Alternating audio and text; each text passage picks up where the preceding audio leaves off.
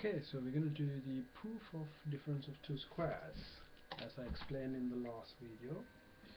So we know if we have x squared minus y squared, so let's say x squared is a square and y squared is a square, then that's same as x plus y, x minus y.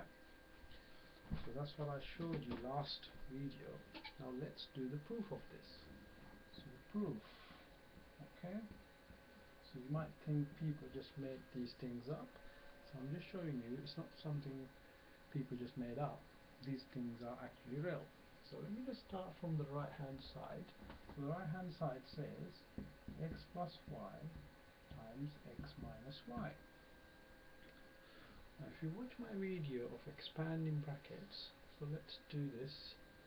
So I'm going to do x times x minus y, x times x minus y, and then plus y times x minus y. So that's how you expand two brackets. So you multiply x by this bracket, so that's x times x minus y, and then plus y by x minus y. Now if I just multiply through, so that becomes x times x is x squared, x times minus y is minus xy, and then plus y times x is just plus yx or xy, it's the same thing, and then plus y times minus y is minus y squared.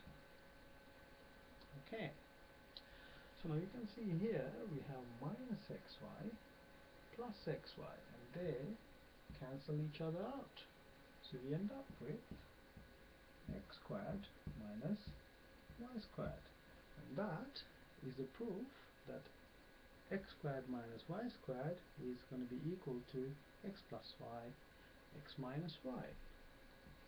That is the proof. So let me just go through that again just to clear up.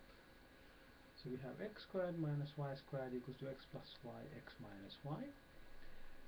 And the proof is, so if you start with the right hand side, well, when you're doing a proof, whether you go from left to right or right to left, it doesn't matter. As long as you prove one way, it's true. So x plus y times x minus y is same as x times x minus y, and then plus y times x minus y. So that becomes x squared minus xy plus xy minus x squared, minus y squared, sorry. So minus xy plus xy cancel each other out, and you end up with x squared minus y squared. So that's the proof of difference of two squares. I'm pretty sure in GCSE they won't ask you to prove it, but in case they do, this is the proof. It's a very simple proof.